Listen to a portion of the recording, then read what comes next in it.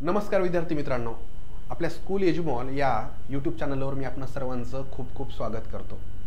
विद्यार्थी मित्रांनो, जर तुम्ही समजा शालेय शिक्षण घेत असाल, इयत्ता 10वी पर्यंत जर असाल तर वेगवेगळ्या स्पर्धा परीक्षा, शालेय स्पर्धा परीक्षा नक्कीच तुम्ही द्यायला हव्यात। कारण भविष्यामध्ये साहजिकच तुमच्यापैकी काही जण त्या ठिकाणी जर पीसीबी ग्रुप घेतला 11-12 ला तर नीट सारख्या परीक्षा देणार आहेत, किंवा इंजिनिअरिंगला जायचं असेल तर जेई किंवा एमएसटी सीईटी सारख्या परीक्षा द्याव्या लागतील, आर्किटेक्चरला जायचं असेल तर नाटा।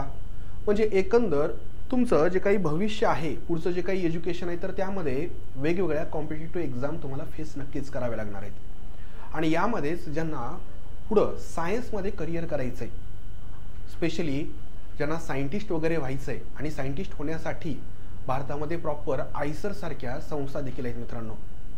त्याबद्दल आपण आपल्या यूट्यूब चॅनलवर कधीतरी सेपरेट असं लेक्चर नक्कीच घेऊ की आयसर सारख्या या संस्थांमध्ये सायंटिस्ट बनण्यासाठी प्रवेश नेमका कसा घ्यायचा।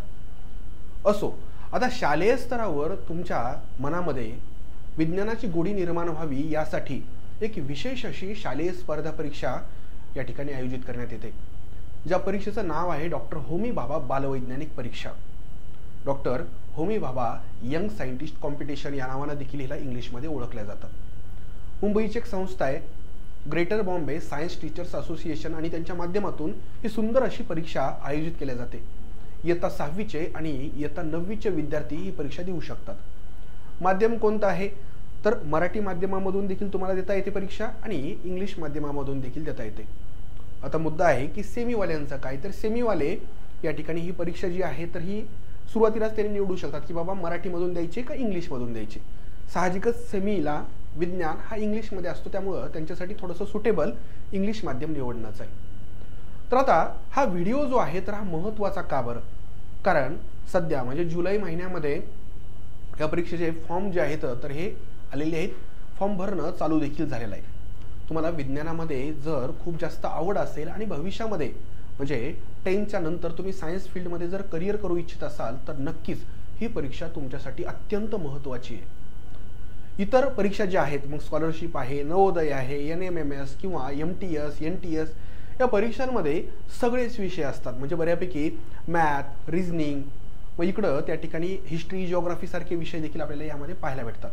पण पूर्णतः विज्ञानाला वाहून घेतलेली आणि पूर्णतः सायन्सचेच क्वेश्चन असणारी ही एकमेव स्पर्धा परीक्षा, व त्यामध्ये सायन्स ऑलिम्पियाड वगैरे अपवाद जर सोडले तर ही जी काही परीक्षा आहे तर ही मुख्यत्वे याचा पूर्ण भरच जो आहे तर तो सायन्सला आहे। आता परीक्षा कोण देऊ शकतं तर सध्या जी इयत्ता 6वी मध्ये शिकत आहेत आणि इयत्ता 9वी मध्ये शिकत आहेत असे विद्यार्थी। मग कोणत्या बोर्डाचे तर कोणत्याही बोर्डातले विद्यार्थी फॉर्म भरू शकतात। स्टेट बोर्डाचे तर नक्कीच भरू शकतात, पण तुम्ही समजा तुमचा बोर्ड CBSE असेल, ICSE असेल किंवा इंटरनॅशनल बोर्ड जर असेल तरी देखील हा फॉर्म तुम्ही भरू शकता। फॉर्म भरण्यासाठी एक तर तुम्ही तुमच्या शाळेमधून देखील फॉर्म भरू शकता, किंवा अगदी तुमच्या शाळेमध्ये या पद्धतीनं कोणतंही नोटीस वगैरे आलेली नसेल तर तुम्ही वैयक्तिक स्तरावर देखील हा फॉर्म भरू शकता। ओके, तर या सगळ्या गोष्टी ह्याचे अपडेट्स जे काही आहेत तर हे या माध्यमातून, या लेक्चरच्या माध्यमातून आपण पाहणार आहोत। या ठिकाणी फॉर्म भरण्याच्या तारखा जर बघितलं तर 1 जुलै 2025 पासून हे फॉर्म भरणं चालू झालेलं आहे, आणि लास्ट डेट जी काही आहे, आता ही लास्ट डेटमध्येही बघा थोडेसे वेगवेगळ्या गोष्टी आहेत त्याच्यात। तुम्ही शाळेच्या माध्यमातून फॉर्म भरत असाल तर लास्ट डेट ही 31 जुलै आहे। आता ह्याच्यात जर समजा कुणाला या कालावधीमध्ये फॉर्म भरणं शक्य नाही झालं तर लेट फी भरून देखील तुम्ही शाळेच्या माध्यमातून या ठिकाणी फॉर्म भरू शकता 18 ऑगस्ट पर्यंत। पण ही वेळ येऊ देऊ नका, कारण इथं दंड देखील लागतो, ₹25 अतिरिक्त प्रति विद्यार्थी। ओके, आता तुम्हाला वैयक्तिक नोंदणी करायची असेल, तुमच्या शाळेमध्ये या पद्धतीनं कोणत्याही मार्गदर्शन उपलब्ध नसेल तर तुम्ही 1 जुलै ते 18 ऑगस्ट एवढ्या कालावधीमध्ये, म्हणजे 18 ऑगस्ट ही ओव्हरऑल सगळ्यांसाठीच लास्ट डेट आहे, तर यापूर्वी तुम्हाला हा फॉर्म भरायचा आहे। मित्रांनो, थोडंसं या परीक्षेच्या टप्प्यांविषयी पाहूया। शक्यतो बाकीच्या परीक्षा ज्या आहेत तर त्या एका टप्प्यामध्येच पूर्ण होऊन जातात, MCQ बेस्ड परीक्षा असतात। अगदी मग NTSC म्हणजेच नॅशनल टॅलेंट सर्च एक्झामिनेशन सारख्या काही परीक्षा फक्त 2 टप्प्यामध्ये होतात। पण या परीक्षेची खासियत अशी आहे मित्रांनो की ही तब्बल 4 टप्प्यांमध्ये, 4 स्टेजेसमध्ये परीक्षा होते, आणि म्हणूनच हिचं थोडंसं वैशिष्ट्य जे आहे तर ते इतरांपेक्षा वेगळं आपल्याला दिसतं। हिचा पहिला टप्पा जो आहे तर तो MCQ बेस्ड आहे, ठीक आहे। म्हणजे ह्याच्यामध्ये आपल्याला वस्तुनिष्ठ प्रश्न पाहायला भेटतात। या वर्षी म्हणजे 2025 ची परीक्षा ही नोव्हेंबर महिन्यामध्ये 8 नोव्हेंबरला होणार आहे। पहिला टप्पा 8 नोव्हेंबर 2025 ला दुपारी 2 ते 4 या दरम्यानमध्ये या ठिकाणी हा पेपर जो आहे तर तो होणार आहे। या परीक्षेचा निकाल जो आहे ना मित्रांनो तर तो 20 डिसेंबर 2025 ला लागणार आहे। म्हणजे नोव्हेंबरमध्ये पहिला टप्पा, त्याचा निकाल या ठिकाणी डिसेंबरमध्ये। त्यानंतर या पहिल्या टप्प्यामधून जे काही दुसऱ्या टप्प्यासाठी पात्र ठरलेले विद्यार्थी आहेत तर साहजिकच त्यांच्यासाठी हा दुसरा टप्पा अत्यंत महत्त्वाचा आहे। याच्यामध्ये तुम्हाला काही प्रयोग, काही या ठिकाणी जे काही एक्सपेरिमेंट्स आहेत तर ते परफॉर्म करून दाखवावे लागतात आणि इयत्ता 6वीच्या विद्यार्थ्यांसाठी हे दुसरा टप्पा जो आहे तर तो 4 जानेवारी 2026 ला आयोजित केला जाणार आहे आणि जर तुम्ही 9वीला असाल तर तुमचा हा जो काही दुसरा टप्पा आहे तर तो 18 जानेवारीला असणार आहे। याचा निकाल जो आहे तर तो 7 फेब्रुवारीला लागणार आहे। ठीक आहे, दुसऱ्या टप्प्याचा निकाल। आता जे दुसऱ्या टप्प्यातून पुढे आलेले आहेत तर ते तिसऱ्या आणि चौथ्या टप्प्यासाठी पात्र असतात। तर साहजिकच ह्याच्यामध्ये तुम्हाला एक ॲक्शन रिसर्च प्रोजेक्ट जो आहे तर तो रिपोर्ट सबमिट करायचा असतो। तो अहवाल जो आहे तर तो 8 मार्च 2026 रात्री 12 पर्यंत सबमिट करायचा आहे आणि त्याच्यानंतर एक इंटरव्ह्यू देखील असतो। ठीक आहे, 15 मार्च 2026 ला मुंबई या ठिकाणी इंटरव्ह्यू असतो। म्हणजे तिसरा आणि चौथा टप्पा जो आहे तर तो तिथं कंडक्ट होत असतो।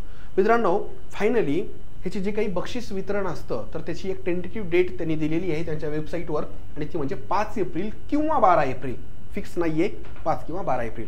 म्हणजे एकंदर परीक्षेची जी सुरुवात व्हायली पहिला टप्पा तर तो 8 नोव्हेंबरला आहे। हा महिना चालू आहे जुलै, म्हणजे ऑगस्ट, सप्टेंबर, ऑक्टोबर आणि नोव्हेंबर। नोव्हेंबरचे दिवस जरी नाही धरले तरी देखील तुमच्याकडे 3 महिने आहेत मित्रांनो, लक्षात घ्या। 3 महिने हा सफिशियंट कालावधी आहे, म्हणजे एक 90 मॅक्सिमम 100 दिवस तुम्हाला भेटू शकतात जर तुम्ही आजपासून अभ्यासाला लागलात तर। आता थोडंसं या टप्प्यांविषयी पाहिलेलं आहे। आपल्या दृष्टीने सध्या तरी पहिला टप्पाच महत्त्वाचा आहे, कारण बाकीचे जे काही स्टेजेस आहेत तर त्याबद्दल आपण सेपरेट असे व्हिडिओ नक्कीच घेणार आहोत। तर मित्रांनो, या ठिकाणी अभ्यासक्रम काय आहे तर जो 6वीला विद्यार्थी आहे तर त्याच्यासाठी 4थीचं विज्ञान, 5वीचं विज्ञान आणि 6वीचं विज्ञान महत्त्वाचं आहे।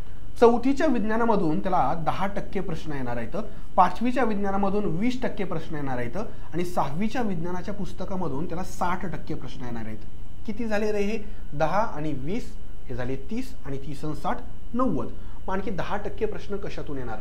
तर जनरल सायन्स जे काही असतं, सायन्स विषयी जी काही जनरल माहिती म्हणजे रोजच्या आयुष्यातील विज्ञान जी काही आहे तर त्यावर 10% प्रश्न येतात। म्हणजे एकंदर तुम्ही ज्या इयत्तेमध्ये आहात म्हणजे 6वीला आहात, म्हणजे फक्त 6वीचा अभ्यास करणं पुरेसं नाहीये तर तुम्हाला 5वीचा आणि 4थीचा जो विज्ञानाचा भाग आहे तर तो देखील तुम्हाला थोडासा पाहावा लागेल। 9वीच्या बाबत देखील हाच पॅटर्न आहे। मुख्यत्वे प्रश्न जे आहेत तर ते स्टेट बोर्डातून येतात। आता हे जे काही टॉपिक आहेत तर याच्याशी संबंधित एनसीईआरटीचा जो काही सिलेबस आहे तर त्यामधून देखील काही प्रश्न येऊ शकतात, पण आपण अगदी स्टेट बोर्डाचा देखील सिलेबस व्यवस्थित फॉलो केला तरी देखील पुरेसा आहे। 9वीच्या विद्यार्थ्यांना 7वीच्या विज्ञानाच्या अभ्यासक्रमावर 10% प्रश्न असतात, 8वीच्या याच्यातून 20%, 9वीच्या सिलेबसमधून 60% आणि पुन्हा एकदा दैनंदिन जे काही सामान्य विज्ञान असतं त्यावर 10% प्रश्न असतात। तर अशा पद्धतीनं हे सगळे प्रश्न या स्टेज 1 साठी विचारले जातात। मित्रांनो, या ठिकाणी शुल्क किती आहे तर तुम्ही शाळांमधून जर फॉर्म भरत असाल तर नियमित शुल्क हे 320 रुपये आणि जर तुम्ही वैयक्तिक स्तरावर त्या वेबसाईटवर जाऊन जर फॉर्म भरत असाल तर तुम्हाला 500 रुपये या ठिकाणी फी लागणार आहे। बघा, डेट लक्षात ठेवा, 18 ऑगस्ट ही ओव्हरऑल सगळ्यांसाठी लास्ट डेट आहे। शालेय स्तरावर 31 जुलैपर्यंतच खरं तर आहे, त्यानंतर तुम्ही लेट फी भरून फॉर्म भरू शकता। वैयक्तिकला देखील 500 रुपये ही तुम्हाला फी लागणार आहे। तर आतापर्यंत जे काही आपण बघितलं तर त्याचा हा सारांश आहे। एकंदर फॉर्म भरणे शाळेच्या स्तरावर, वैयक्तिक स्तरावर फॉर्म भरण्यासाठीच्या डेट आहेत। एमसीक्यू परीक्षा ही 8 नोव्हेंबरला आहे, लक्षात ठेवा, अत्यंत महत्त्वाचा। इव्हन तुम्ही पुढच्या टप्प्यांना जरी नाही गेलात तरी देखील तुम्हाला इथं सर्टिफिकेट भेटतं जर तुम्ही ही परीक्षा पास झालात तर।